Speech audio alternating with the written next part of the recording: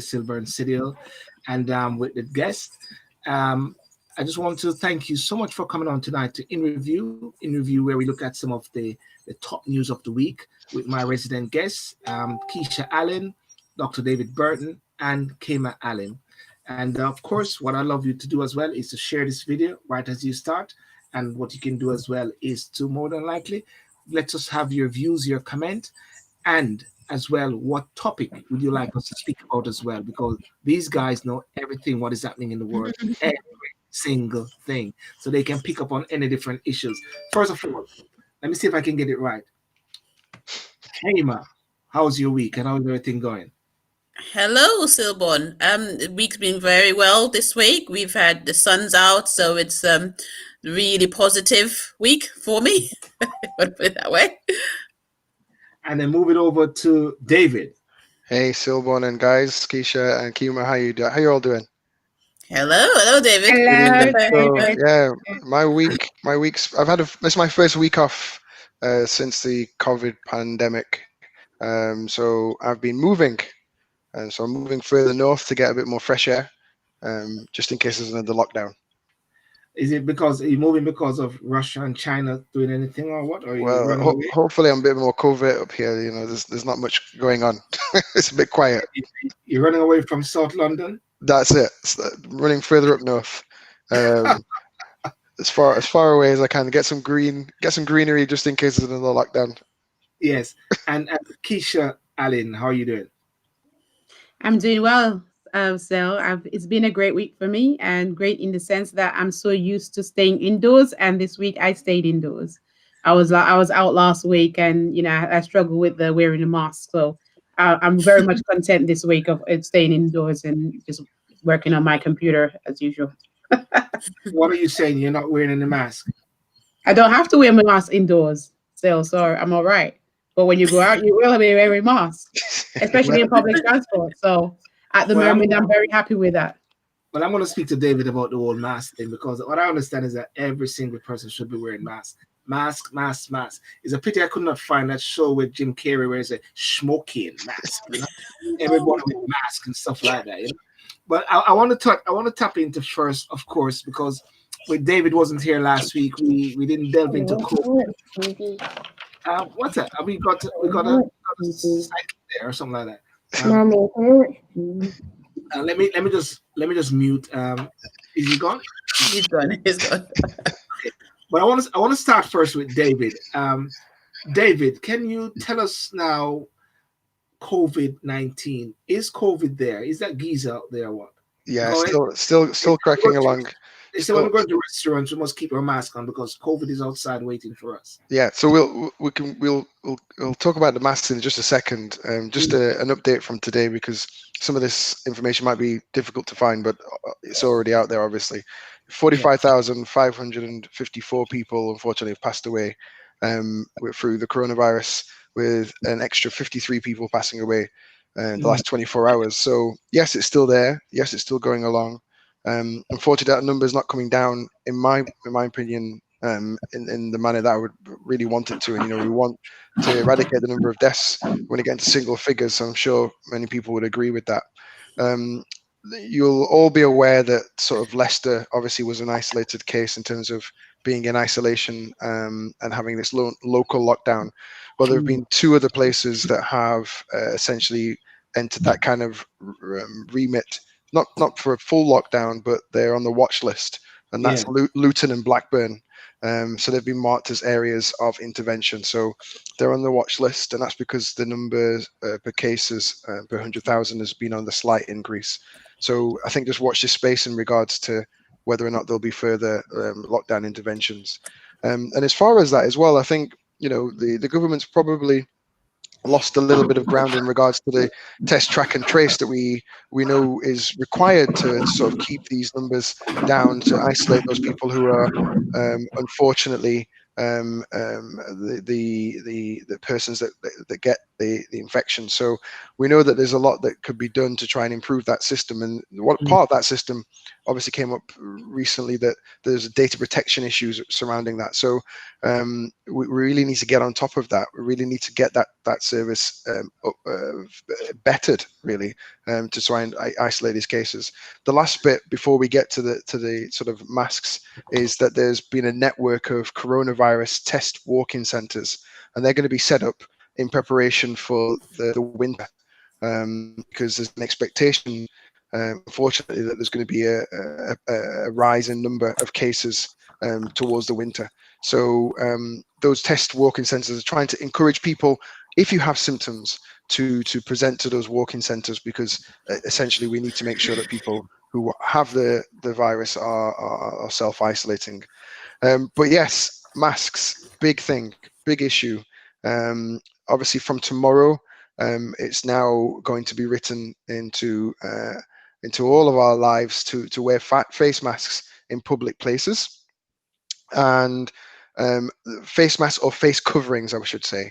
And so there's been public health advisories in regards to that. There's been government advisories in regards to that. One of the things I wanted to make painfully clear is that under the age of 11, it's not mandatory for kids to wear face masks, okay? And there have been instances where, at least the Public Health England today Twitter account, around 2 o'clock today, they put out a advisory to say that kids under 3 should not be wearing face coverings, because there were moves afoot to try and get kids to wear these face coverings, but they shouldn't be wearing them because it could cause choking or suffocation. So please, please, please, at least the age 3 or under, do not wear face coverings. If you go to Public Health England, that's at PHE_UK, you'll be able to find from their Twitter handle the advisory there for face coverings. But as we're all aware now, from tomorrow we have to wear face coverings in public places. And that face covering can be a mask, can be a bandana or a scarf, but we have to wear them, unfortunately. And I say unfortunately because it does bring a really point an issue in regards to how we communicate with one another, how we go about our lives, and how we see each other going down the line. But at this moment in time, it's an advisory, so you have to stick by that advisory, because there are sort of fines that can be issued for not wearing face masks. And how that's policed is a little bit up in the air. It's a little bit up in the air, but essentially we do have to wear these face masks or face coverings. Sylbourne, I can't hear you. Can you hear me? Yeah, I can hear now. Yeah. I'm just testing because, making sure that you guys can hear properly. I think I do sometimes. Most time people say they can't hear us, my mic is muted. The police actually were saying that they are very skeptical about enforcing this whole thing, charging people hundreds or so for these masks. What's your take on it? Let me just throw on to Keisha there in regards to the mask factor, even though the full guidance is not out yet. You last week was on this train and you're there in your mask and you're suffocating and dying, I believe, and somebody tried to resuscitate you. Is that what happened to you, Keima Keisha? Mute. Oh no, she's mute. Oh, she mutes herself. Well, you mute me. Can you hear me now? Sorry. I'm glad you remember last week, Sil, so I don't have to repeat myself. And I'm glad to have David here today to discuss this mask thing. Yes, the first thing I want to speak to David about, and it's quite good to know that the little ones don't have to or wear masks. So I didn't know that, and that's good. That's good to know as an update. Regarding the mask with wearing, I'll just update one more thing.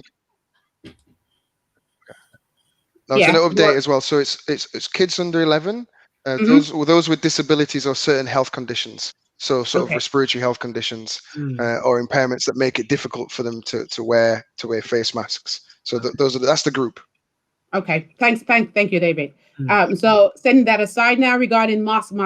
Okay, as I said last week, I struggled to wear mask for 2.5 hours on a train.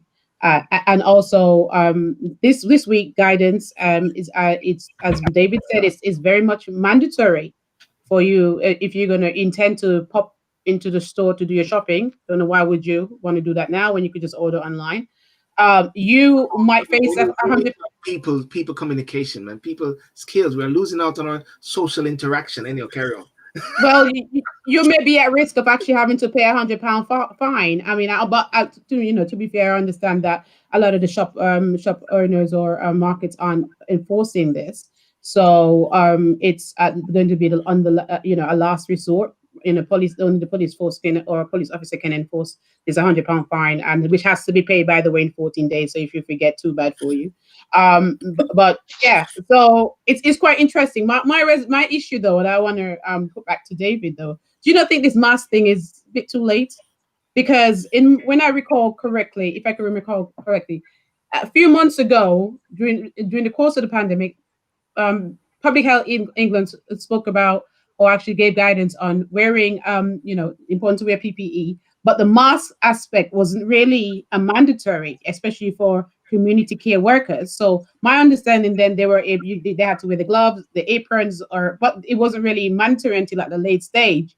And now, as you rightly said earlier, David, those numbers aren't really going down as significant as we'd like. And now suddenly we're talking about wearing masks. So I think there's something that the government could be criticized for, in terms of how they approach this mask approach. They should have actually, if they believe, and I think as a way to maybe to curb or to reduce the number of deaths or potential people actually, contacting the virus, they could have just incorporated that at a very, very early stage. Why now, David? I'm not quite sure. Yeah. Would that even make a significant difference? Yeah, I mean, I tend to agree with you there. I'm sure you've heard me say this on countless occasions. My objective since the onset of this crisis is to be talking about PPE. I've bored Sylbourne to death talking about PPE, I'm sure, but that's been the first and foremost thing that I've sort of championed and actioned. And I think that the difficulty from the government's perspective is the degree of personal protective equipment that we're talking about here. So in regards to face masks, I just wonder, I'm speculating here, whether their worry was that there would be a depletion of already a resource which was not really well found in the UK, in that of face masks. So at the time of the virus, on the onset of the virus, there were no face masks available for the nursing homes, for example, that were coming under really hard hitting COVID infections. So I wonder whether that was potentially one of the reasons, but it doesn't detract from the idea of wearing a face covering, because you don't need to essentially have to wear a face mask. It doesn't have to be a blue fluid filtering face mask. So so that's the whole issue here. I think that their guidance could have been a lot better, could have been a lot more on target, a lot more on point. But we are where we are, and I guess the inference here is that wearing the mask will help to reduce that burden and number, especially the fact that we're now all going back into the community, whereas before we were in a form of isolation at home. So that's probably the rationale and reason for it. But I'm not a government advisor, and I do share your feeling and displeasure with regards to the timing of all of this as well. It doesn't. Can I bring in Keima here, but also I wanted to touch on something, but yeah, Karen. Come on. I want to also acknowledge Alex Gordon, who agree with you, Keisha, where he's struggling while traveling on public transportation. And I know just because you are getting accolades so far, say good night, Team Keisha is in the house. So I want to move over to Keima to say something, and hope. But still, I wanted to touch on one more point, David. I'm really sorry. I'm not taking a lot of time, but I mean, David made a number of points, and the other point that he mentioned was around the test and tracing that the government implemented, and rightly so. The government was found out that their conduct was actually unlawful. I mean, how can a government implement a test and tracing system or system saving measures without actually following the ICO's guidance, the data protection laws around ensuring that there is a DPIA in place. So how do we assess the level of risk that is associated with this new system that they've created? And I don't understand how the government actually missed that fundamental part of data protection. So that is something that's very, again, questionable. I just feel like the government actually not getting it quite right on these issues. It may just be me, but yes. Keisha, I think there's a talk about an inquiry, because this is like a new uncharted waters which everybody's tapping into, and people are learning things along the way. So the government has made some mistakes. A lot of mistakes, it seems as if, yes. I'm sure that any other person who is also involved and leading it from the front will be making those mistakes along the way. But Keima, Team Keima, let me just say that. Give it to you. Well, the way I look at it, I mean, the government is in a bit of a dilemma. And the dilemma is to do with the fact that the economy, we need to somehow get the economy up and rolling again. And so the premise, I believe, I mean, I could have just imagined within the cabinet, there's been a bit of a struggle in terms of making the decision as to whether people should be wearing face mask or face covering mandatory, or whether they should be optional. And I could just sense that, and from my feeling, that obviously the government went with the mandatory because they suppose, from a health and safety, that is probably the right approach to take. But I think from a economic standpoint, I don't see how this is working, where you now have Sainsbury's, for example, as one of the big retailers, and also one of the biggest stores, are saying, well, we won't stop people from wearing the face mask if they don't want to, because at the end of the day, people are going to have to make a decision. They're going to come into the store to buy our products or not. And so I think there's a bit of a dilemma there for the companies and for the government to make a decision. And also where the police are saying, well, you know what, we're not going to enforce this. The only time we probably will get involved is if somebody within the stores, they call us within the stores to get involved. So it's a bit of a tricky situation. And I think it's a learning as we go situation, I suppose, for the government. And hopefully I think the premise is really to try and stimulate the economy somehow. Yeah, David, I think the jury's still out in regards to the mask, because the guidance will be coming in tomorrow. And I was looking at BBC earlier, and they were listing all of this: who doesn't have to wear a face mask, children under 11, those unable to put on or wear a face covering because of physical or mental illness, people for whom wearing or removing a face cover will cause severe distress. So therefore, it's very clear that some people don't have to wear masks. So what protects them then? How about restaurants and takeaways? How about will shops expect customers to wear masks? I was at a shop a while ago, and I said, "Do I need to wear my mask?" He said, "Yeah, tomorrow, but we're cool here. We don't have to wear masks." So it was like, wow, we're cool. We don't have to wear masks. So what's going on there? Yeah, it's like a flick trigger. You have to wear it tomorrow, but not today.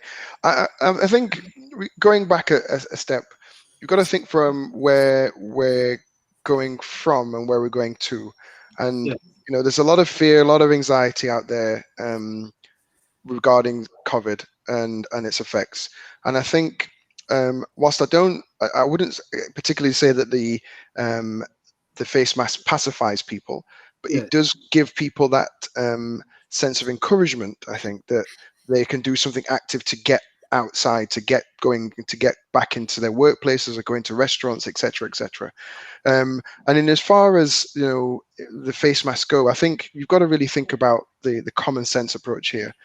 Common sense approach is that a form of face covering is going to stop the spread of particulate matter from your mouth into the ether, okay?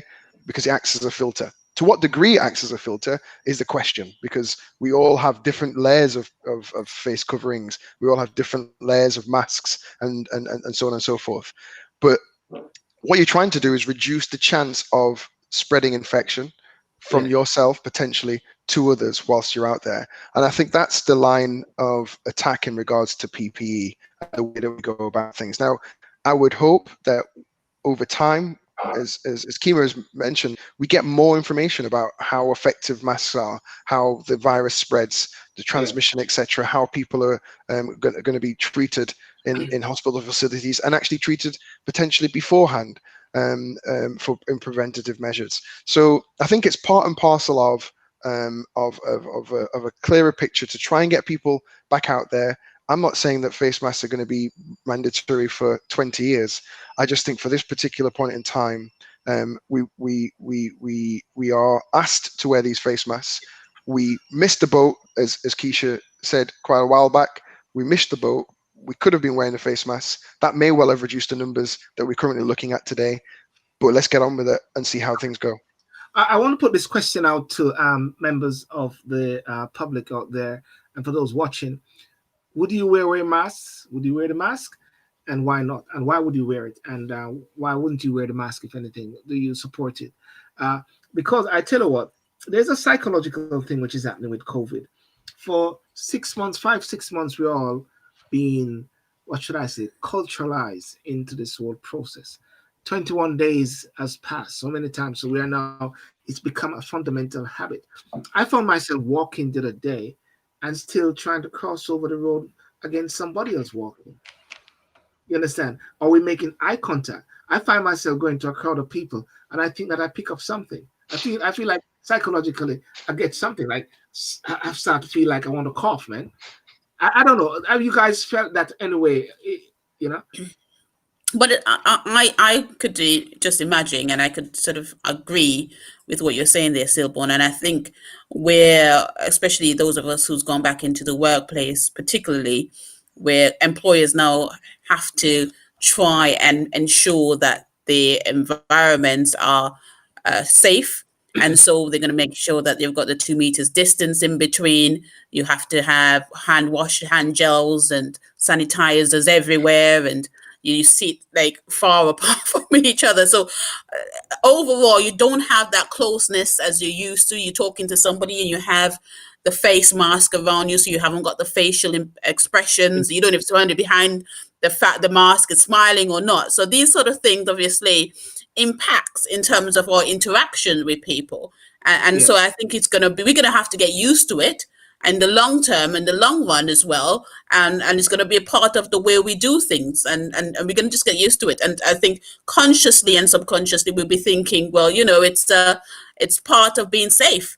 And we don't know how long we're going to have coronavirus on for, but we have to, in the interim, become more conscious and aware of our behaviors and our attitudes and how we respond to people. Yeah, I completely agree, Keima. I think that, for me in the medical profession, we haven't really changed our tact in regards to how we've approached patients, etc. Over the past few weeks. But initially, at the first instant of the coronavirus, we were obviously anxious. We were worried. We didn't know how this thing was transmitted, how things would fall in line. Obviously, what you pay attention to is what's happening around the world, and you get pictures from, say, Italy, and you think, oh my goodness, this thing is rampant. How are we going to best protect ourselves? I went out and bought a full face protection and goggles and everything just to protect myself, because in the early instance, I wasn't quite certain how this thing was going to affect me. So I can see how people will be apprehensive now going back into a workplace, because this is now their new normal. So, I'm seeing how people are responding now in exactly the same manner as health professionals are responding at the early onset. And that's quite a normal, natural feeling of anxiety to have. And again, that's probably why this kind of stage process of, okay, now is the time to wear masks, going back to work, going into offices, or potentially in spaces whereby you can't respect the rule, and going into to buildings and buying food, etc., in restaurants. That's probably why things have spun out the way that they have, and it's just a transition, really. Okay, I want to move quickly on to vaccines. Let's piggyback onto this, because last week or so we had a discussion about that there's a need for more Black people to put themselves forward. I believe it was in America, but also to talk about more Black people to put themselves forward in order to be vaccinated as a whole testing process. And then what has been some of the kickback effect of that is that no, we're not doing that. Then I ask myself the question: it would be so good to find out how many persons of 100 people. What is the breakdown? What is the demographic? Is it that 15 of them are of black and minority ethnic, or so? What's your perspective on that, David? Because people are apprehensive, while at the same time there need to be a good cross section, isn't it? Of course, I think with many kind of health topics, there's a need to be part of the picture, because if you're not part of the picture, then you're sort of not part of the solution. And there are lots of examples I could share where we are, unfortunately, as people of color, not part of the picture. So part of that would be, bone marrow transplantation, for example, blood donors, that sort of thing, where we need to do more. And so when it comes to sort of vaccinations, I've always shared this with you, and I share it with anybody asking me these questions. With regards to vaccinations, we obviously need to make sure that they are safe and that they are effective in order to be brought into circulation. And as part of that process, people do take part in clinical trials. And I'm not going to sit here and say all Black people should be part of clinical trials, but what I will say is encourage people who are thinking, okay, well, actually, potentially I would like to be part of a trial. This is something that you could potentially embark on. And the trials are currently running. We don't know the breakdown in numbers of ethnicity, but that shouldn't negate the fact that in terms of being part of research, in terms of being part of trials, we should. And if you are willing and you are wanting to, then then it shouldn't be a barrier because of race. If that is ever a barrier, it shouldn't be a barrier at all. So, as a doctor, then what you're saying, you're professional. I'm not saying that you're speaking on behalf of the NHS, but based on the science and what you're understanding. And ladies and gentlemen, David is an ophthalmologist, Mr. David Burton. And are you saying that person should be open to it? I think everybody should be open, regardless of race, sexuality, whatever. It should be open to, and if not this, then something else potentially. And speaking on a broader sense here, I'm just saying encouragement in regards to health and its journey itself. So I'm currently a chairperson for the Health and Wellbeing arm of the Jamaica Society, and I think that we see the fact that health inequalities across the board can be helped through many different ways, many different areas.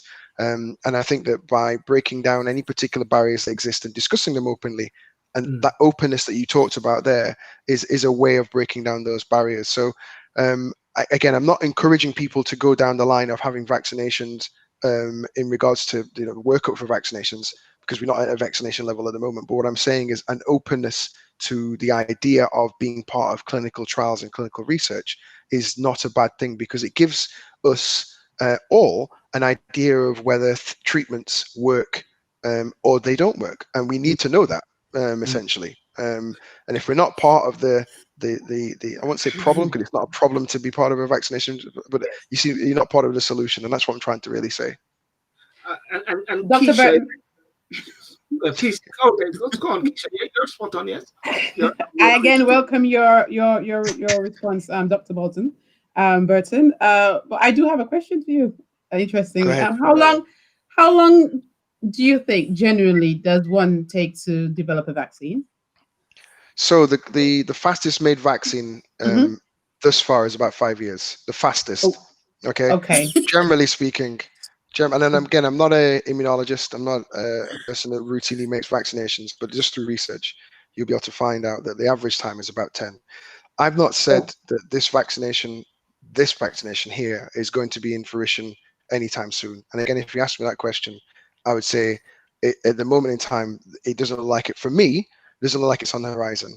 I think a lot of the things that we've come across have been quite speculative in regards to there's going to be a vaccination by Christmas. If you listen to Public Health England, again, a lot of the persons from SAGE have also said that COVID is not going to be dead and buried by Christmas. We can't look at this and think a vaccination is going to work and we're going to go back to a sense of normality. Coronavirus vaccinations have been very difficult to come by. We don't have one. Well, Today, we have one. that's what So I'm that's trying the to point. get at, and I think you touched on it. I just feel, as you rightly said, it's speculative. You know, it seems as if it's almost rushed, and I'd like to embrace the idea of probably do the vaccination test at some point, do the trials at some point, but in this particular case, this pandemic, this COVID, I'm sorry, I'm just not confident. Well, just what Alex Gardner said. So what they are creating in halftime will not be fully tested. It's like there's a rush process to the whole thing. Well, that's the thing. We don't know the time. So it's funny because we're talking about speculation rather than any facts. So if the vaccination was here tomorrow, Yep. then there would be a discussion about how safe and effective that was. But it's not here. So what we're doing instead is having a discussion and saying, well, actually, the press have reported that the vaccination is going to be here by Christmas.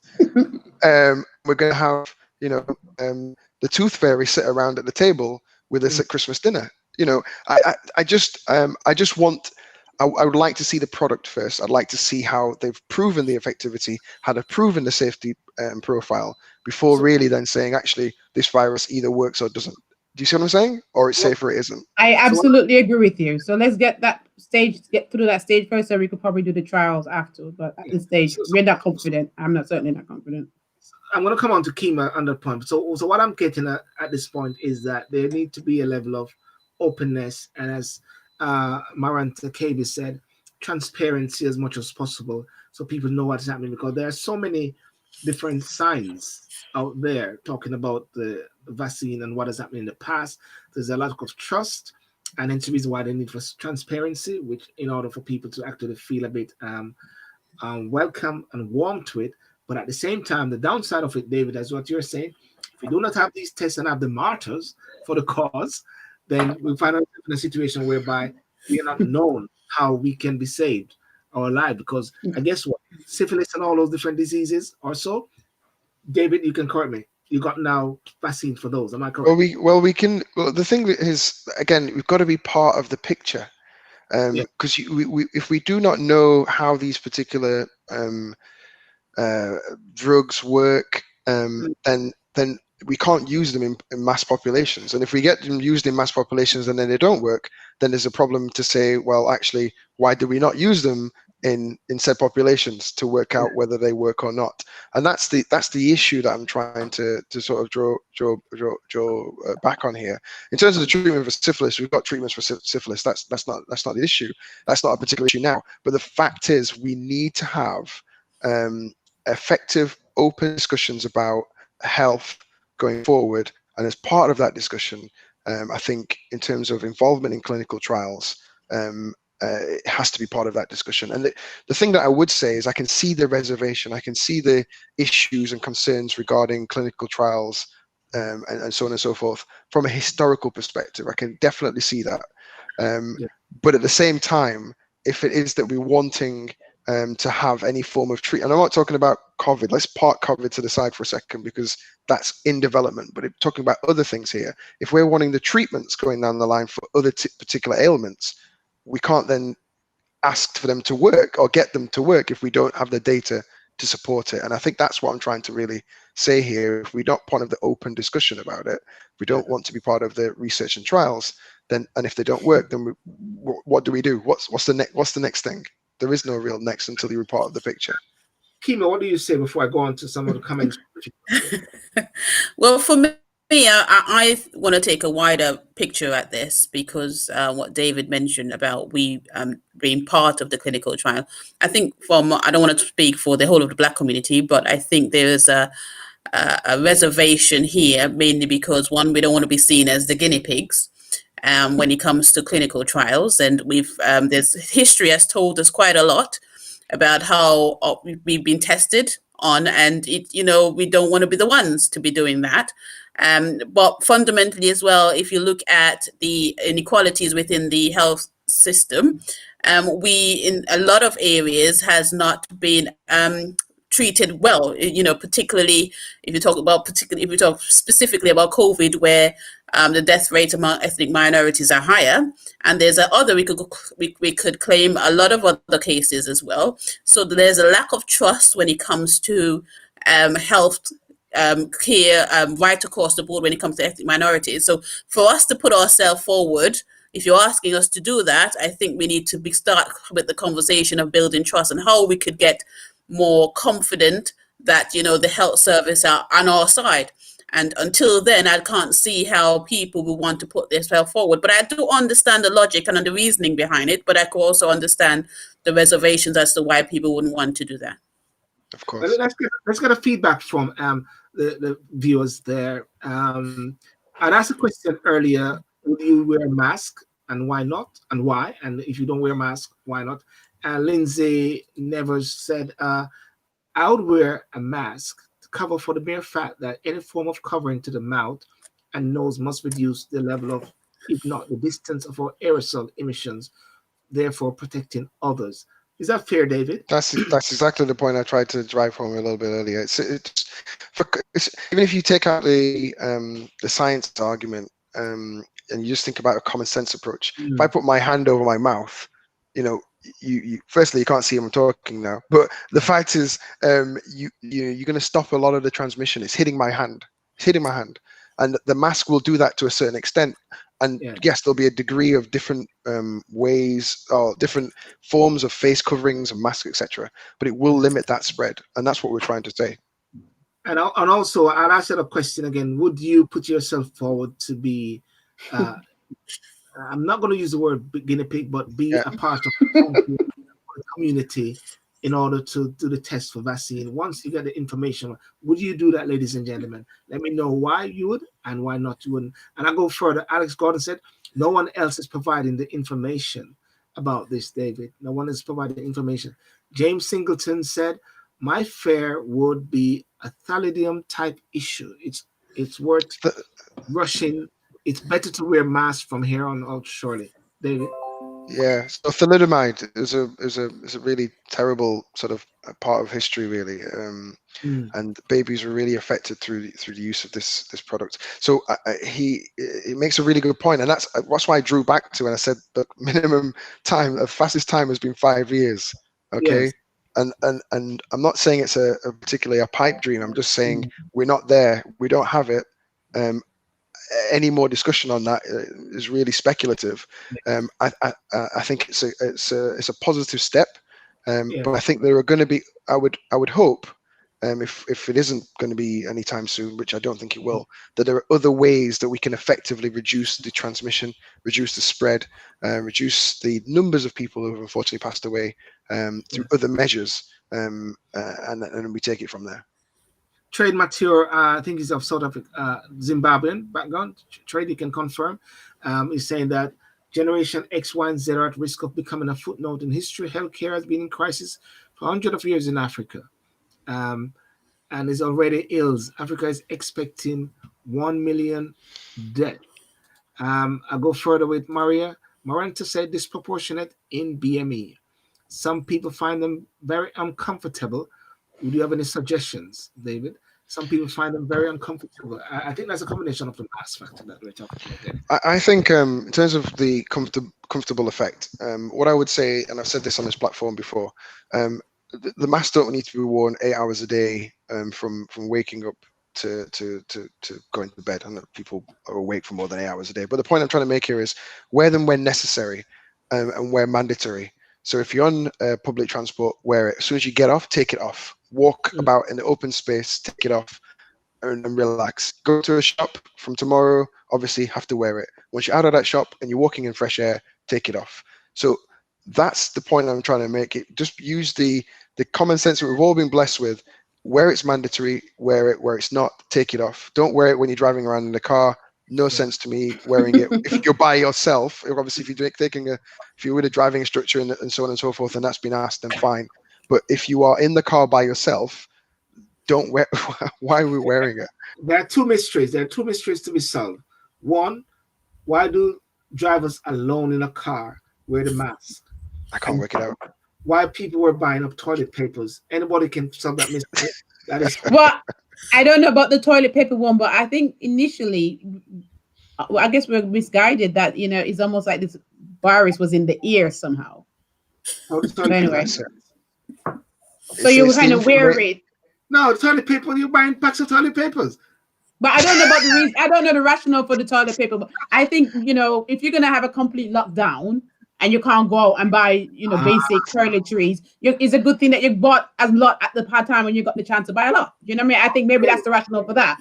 But in terms of the mask, I mean, I thought there was this misinformation, and I don't know if it's even misinformation. I'm just saying that this COVID could stay in the air for a long period of time, and that means you might as well cover your face, and that's why people are wearing it even by themselves. They're wearing it. So I think it's because of the misinformation earlier. I mean, the joke. Yeah, go on, the joke here. I'm going to say the joke disclaimer here because I don't want this video to get banned. But you could use a tissue maybe as a face mask. Maybe that's why people are buying up the face mask or the tissue to wear as a face mask. Double layers. I don't know. That's probably what it was. So tell me now, why is Russia hacking or trying to get hold of the vaccine there? What's going on? I mean, Keima, oh dear. Oh, I mean, another week of hacking, Sil, or at least alleged, because I gotta be careful. So alleged hacking. So we have Britain, a superpower, accusing Russia of hacking into their system to steal or get information about the COVID-19 vaccine. Clearly, Russia came out this week disputing it, say they have no reason to steal anything. I mean, seriously, why would Russia steal from Britain? But anyway, that's what they're saying. And then is the same thing going on in America. Interestingly, the US accusing China of hacking into their system and trying to targeting their science labs to develop where they're developing the COVID-19 vaccine. So again, is almost, and us actually what the US have done is they've ordered China to close its consulate in Texas, Houston, Texas, because of that. So they kind of take a little bit of a more extreme approach. So what is the sense I'm getting from those two incidences or what's happening there is like there's the number of superpowers are getting it's almost like a panic of somebody obviously aiming, or these group of these governments or countries are all fighting to be the first to develop and create this vaccine. And then there's a fear that some spy from another country might break into our system and hijack and there's a possibility of that, I suppose. And so they're all cautious and very protective that another country might actually do that to them. So that's one issue regarding the hacking. And then you have what's happening around us with Twitter being hacked the other day as well.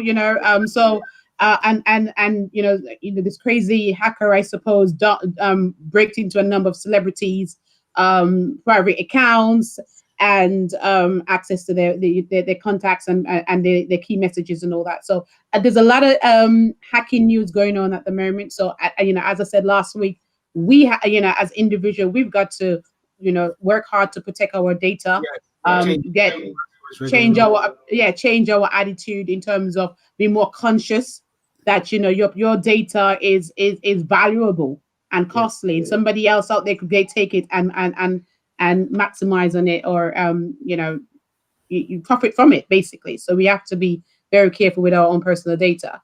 But it's just interesting how these superpowers are basically struggling over getting access to data if it's true. China did. Well, US say China has been coronavirus is a China virus, CHINA, China virus, and that COVID has been unleashed upon the world and hacking into their health system. That's where it has gone, David. It's gone that deep, Keima, whereby China has now inflicted the world and hacking into the body parts as well. How low can we go? Keima, what do you say about that?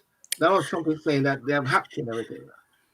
Well, I don't know. I just kind of feel at the moment that people are very scared of China and the potential of China being obviously the one of the next superpowers, or if you want to put it there, the economic power in the future. So the US and even the UK are trying to ban China and, doing different things. So it's just a very interesting time now for data protection, for hacking and keeping an eye out on what's going on. I think fundamentally, though, it's the COVID virus. You want to be the first one, and I think there's a race to be the first one to release it. And I can understand why, in some ways, considering the last couple of months, all the economies have been shut down. You don't want to be on the back foot, isn't it? You want to secure yourself and secure your economy going forward. So you want to be the first. But there's a bit of a race to do that, and I think it's everybody's competing with one another. But I suppose when you are the superpower, or you want to be made as the economic power, something like this could crash your economy. You want to make sure it doesn't happen again. Yes, and upon looking at this, what are you talking about? Russian ambassador saying he has rejected all these allegations. Don't believe in this story. There's no sense in it. And Foreign Secretary Dom said it is very clear Russia did this, adding that it's important to call out this pariah-type behavior. Rob said as well, Russians almost certainly sought to interfere in the 2019 UK election, right? And so what is happening now? It's a major, what should I use the word? Entanglement. Russia, China, and Britain. Entanglement comes in all different forms. I don't know where the word came from initially. I think it's in the dictionary, but there's a massive entanglement. David, have you got off to talk about entanglement? Yeah, there's entanglement's the word of the week or 2 weeks now. Yeah. And in regards to this particular issue, it's really interesting in that we're seeing a little bit more about how countries interact and the touch effect that's going on now in regards to the hacking, and you touched on it a little bit in regards to Okay, somebody hacking to my system or hacking to David's system or someone. So well, if they hacked in, we probably would see something coming through as if it's somebody else hijacking the system, and suddenly we see all kind of profanity or something happening. For David to be unhacked. Let's just look at a couple of the comments there. Maranta KB said people tend to put their hands in their face so they keep the mask on. Talking about the issue about the face mask. Trade material tissue. Each easy. Everyone was expecting a bad cold or flu. Okay, that making sense. Trade material. Trade, I think you need to go and run for government because you've got the answer. Everybody has been trying to find that solution there. And Alex Gordon said, hey, it could be fake news, but how do we really know? James Singleton said, what we know, and I'll just put this one up, what we know now is this: the people in charge of our nations are absolutely no better than anyone else in a crisis. They all seem to be going hysterical at a time when calm is out of the day. And James and Alex having some personal conversation on the side without inviting us. James Singleton, you're so correct. They're not experienced. Alex Gordon said back to James, they took David out. These hackers, I tell you. David. We probably need to bring in a cybersecurity expert to help us because I don't know what happened to Dr. Burton there. We need to protect Dr. Burton's security. Unbelievable. I thought I was moving north to get away from all of this, and then bam, I get hacked. They're onto me, man. They're onto me. Somebody said it wasn't me. Somebody took me out. Let's speak quickly, David. I should do. Okay, very quickly. I think it's very interesting that we're getting an insight into how things are working and the power shifts that are trying to take place. Is this kind of the new kind of Cold War that's taking place? Who knows? Time will tell on that regard. I won't say anything negatively because I'm being heard about China or Russia. But what I will say is that from a UK perspective, I'm hopeful that we've got the boots on the ground and boots everywhere else to try and get a perspective as to what's going on. Because obviously from the Scottish referendum point of view, Brexit, that there is interference that we know about that has been, that's come to fruition. And so going forward, respectively, data is key, I think, going forward. And we know that's what the real currency is going forward. Not monetary currency, but the real currency is data. So I do really hope that the UK government is already on the front foot, not the back foot.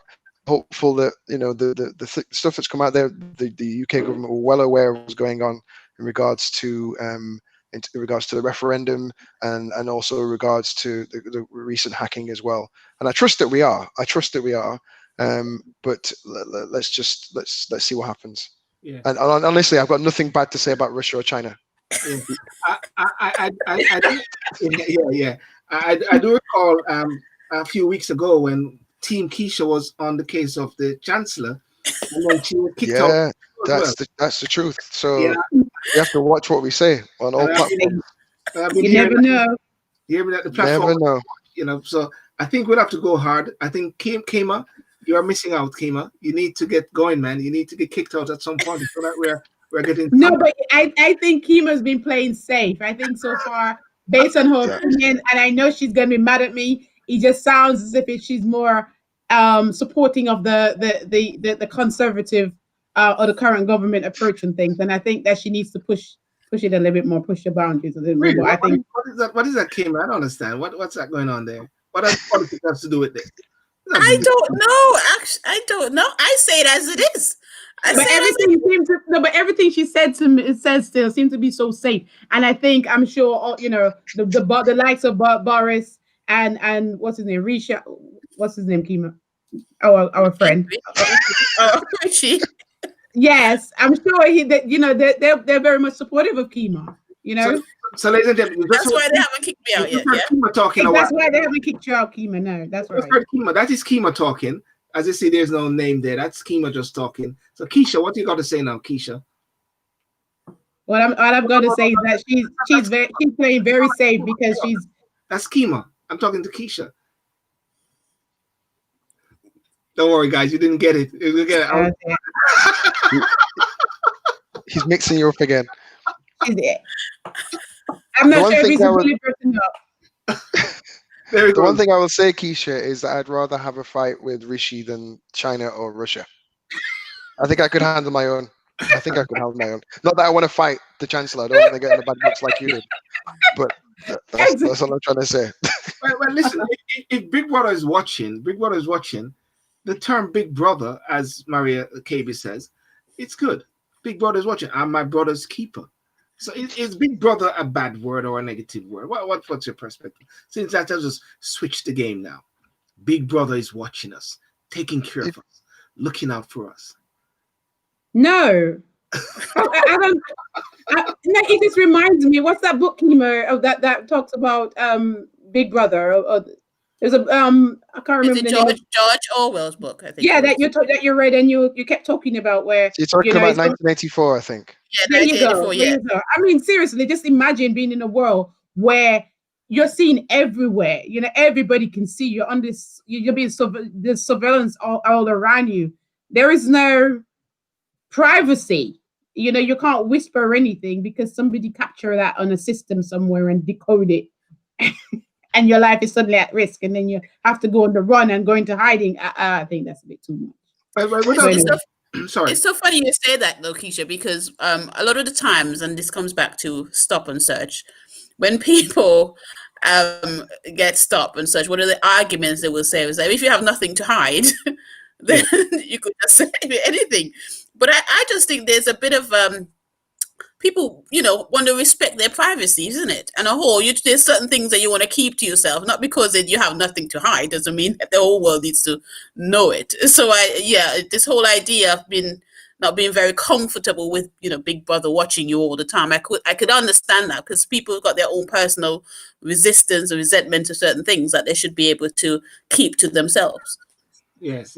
I want to quickly just do a quick jump across the Atlantic briefly, and you've heard that there's a new contender for the election, the race in America as well, isn't it?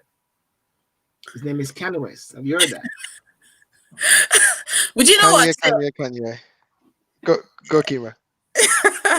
Do you know what, Sil? I mean, I was quite intrigued. Not that I think he has the capability to be president, but I'm very supportive of anybody who wants to put themselves forward Yes.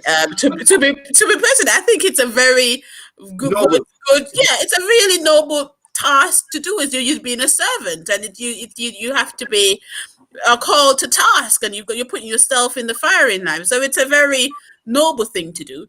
But I mean, I did listen to his rally, and I couldn't listen to the whole thing. I must admit, because I felt really, really uncomfortable with some of the things that he was saying, and I couldn't be behind my computer screen watching and typing away as some people do and mimicking him and mocking him. I just think there were some more underlying issues that he needs to address personally within himself. And I think he needs a lot of support around him to help him build, but I don't think, of course, the presidency is the right thing for him, having listened to his speech on that day. Yes. I think. Sorry, go on, Keisha. Sorry. So I think this is the problem that we're having here. I think that Keima tends to be the type of person. I think everyone is now seeing this. She is so noble, so kind. Everybody can come on, join your team. It's okay. Let's see what. No. Very diplomatic in her approach, and you need somebody, I suppose, like myself, who would just be honest. Because if you're honest, you can help the person. And listen, Kanye needs to be helped, and you have to be frank with this from the outset.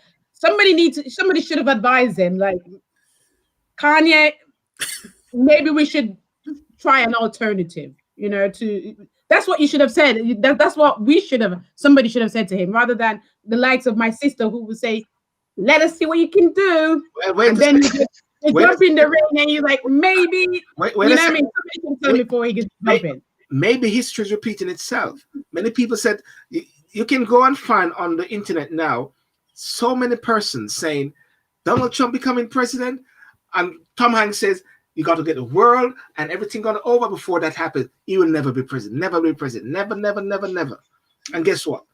So maybe Kanye West will be the crying president. Are you seriously thinking that? David want to say something? Not in this instance.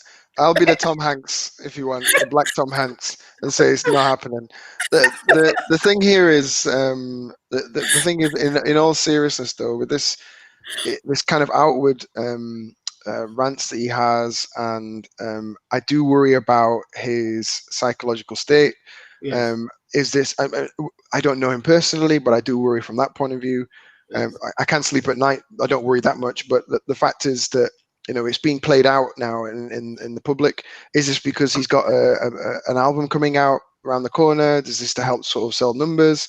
And then to put out information regarding your relationship and your wife and the fractures that are there, all on public display. I just think he's a little bit really far to the side. So even Trump in his heyday, before embarking on his political persuasion to become to become president, that was in another life, I guess, prime minister. He himself didn't. I didn't think it was so zany.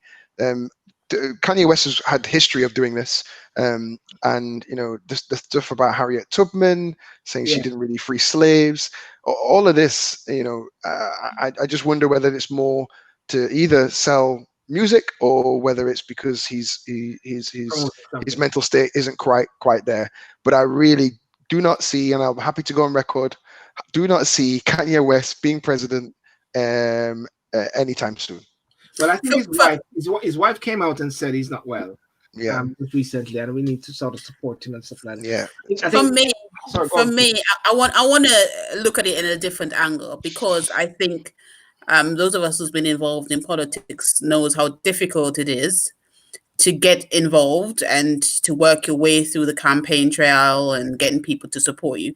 And also in America, we've got there's been a huge issue with getting people to vote and getting people engaged in the political process. And I would take it in a way that, he's got a really huge following. He's got a huge young following. And if him putting himself forward to be president make the presidency seem more reachable to people, and people looking at it and thinking, potentially, I myself one day could become the president of the United States, I think is a fantastic and is a great achievement. I think we need to take the positive from it somehow. Before Barack Obama, and even Barack Obama went to Harvard, been to a very elite university. So I think, somebody like Kanye coming from a complete different background, which is coming, might be appealing to people. Keima, please stop.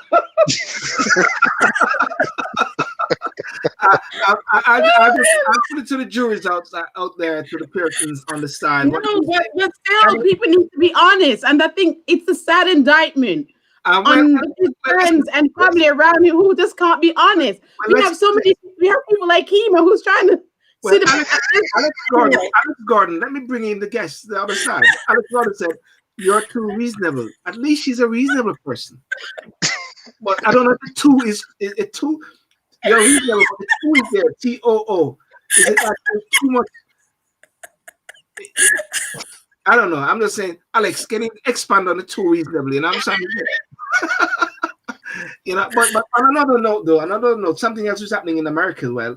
If you guys are familiar with Chicago, Donald Trump has now put out resource FBI to go into Chicago and try to sort it out, because for years, Chicago has just been one of those states which have completed lots of Black Lives Matters don't operate in that place because it's not police killing Black people. Black Lives Matters doesn't deal with those sort of things. This is Black people killing Black people. And Trump said, listen, I'm going to sort it out. I want to sort it out. And the mayor is saying, listen, over my dead body. And the mayor has been presiding over a state which has just been terrible for the years. Is Donald Trump on the right side? Can he ever be on the right side? I'm asking myself a question. There's no one can answer. I don't know. David. Well, I think with Trump, you can look at two things here. The first issue is the problem in itself. The problem in itself is huge. I went to Chicago a couple of years back, and I was really disheartened by the amount of poverty that was there. It's such a big city, a disproportionate amount of poverty, unfortunately. And I know there's poverty in the UK, but it was just brought home there. And that problem needs to be solved. The rationale and reasoning behind it, I guess, is a side issue, and we can talk about that. What are the motives of Trump, etc., in this regard?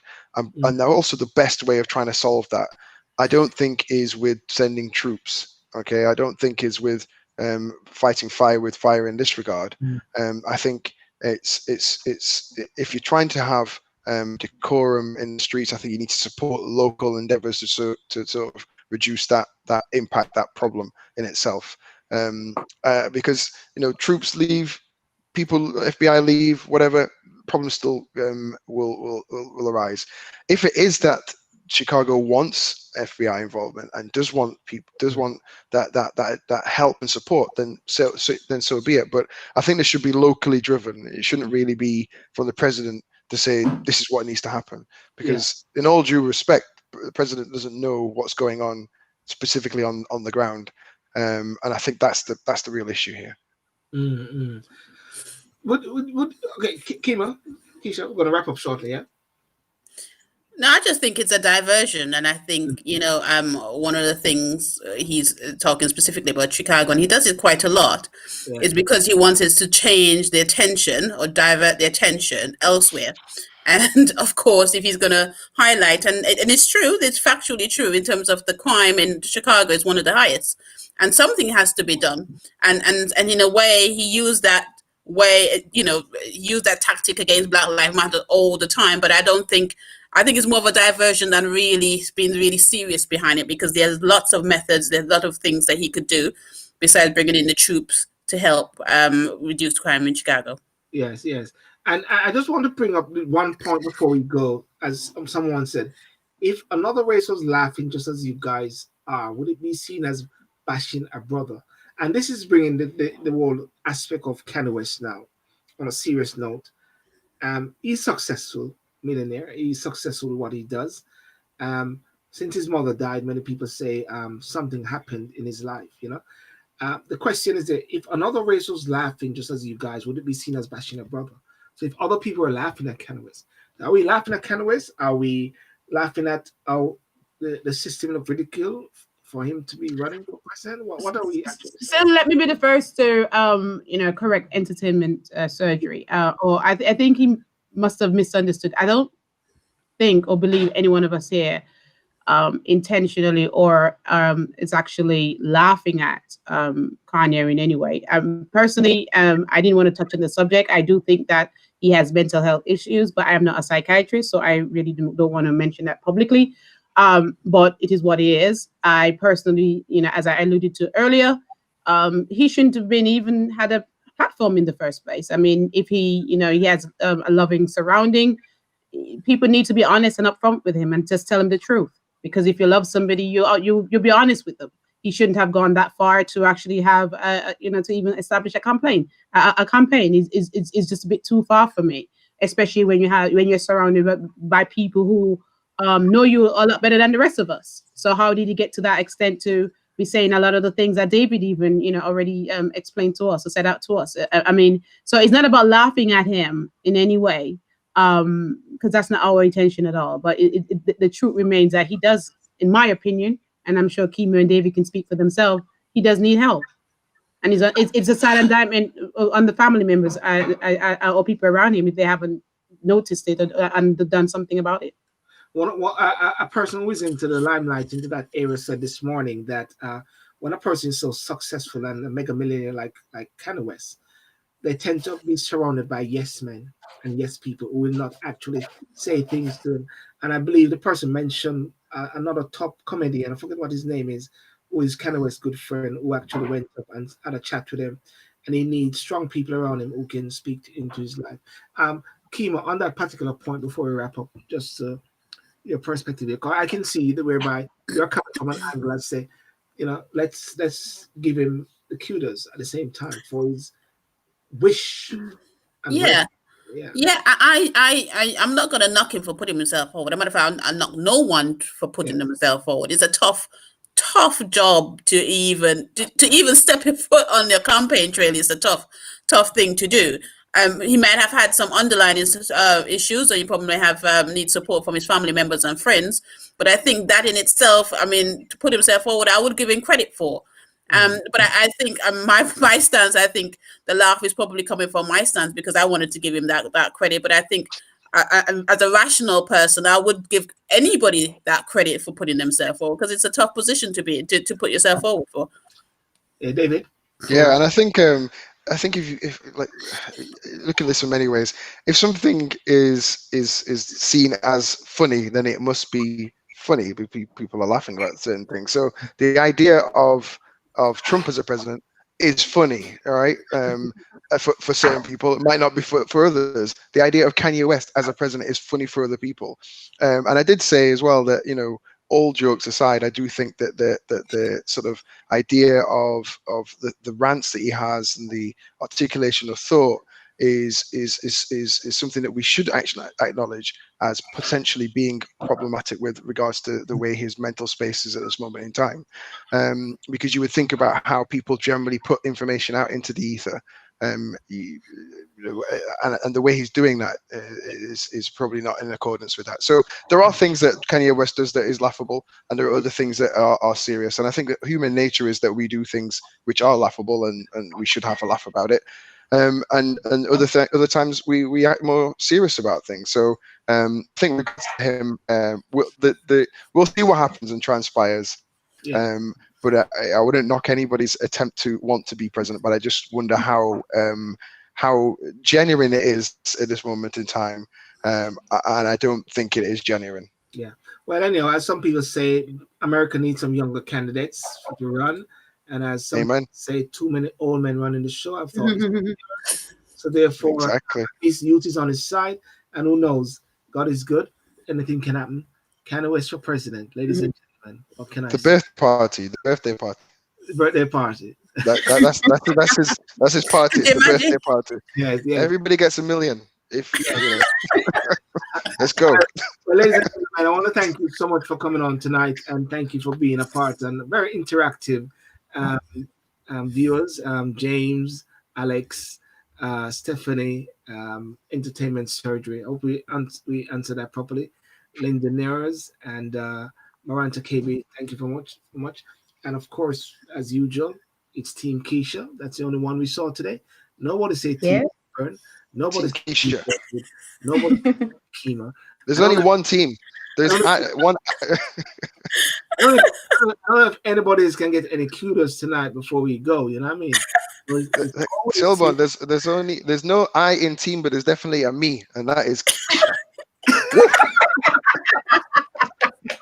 Oh, David, you haven't gotten us a T-shirt, the Bear Me T-shirt. Oh Right. yes, okay. I need to get that. That's true. Yeah, it's Yes. coming. It's coming. The because move you, distracted me. because hang on. Oh, team Hang on. 1, 2, 3.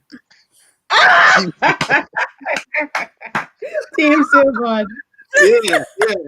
But Team, you are doing a great job anyway, Till. So I mean, but you all are. Team and David. So. You know, and hold on. Team Keisha. Okay. Even the show is actually saying Team Keisha. That's where it gone really bad. You know what I mean? I don't know where that happens from. The show is like, oh, hang on. I think somebody's feeling sorry for you, David.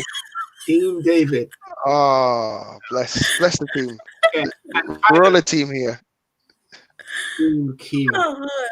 Oh, So good. And James will seal it off by saying, boom.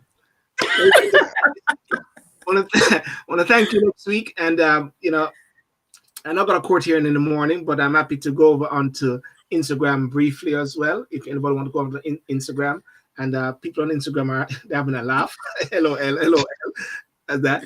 And people love the vibes. So next week we'll be back again. And one of the things I like, ladies and gentlemen, for you to do as well is for you to actually even submit some of the topics that you think that you like to talk about in regards to the top news of the week, because the top news changes every day. We had something at the early part of the week that keep change. So if you got something that you want to talk about, please feel free to also send that to us, as well as inbox us as well.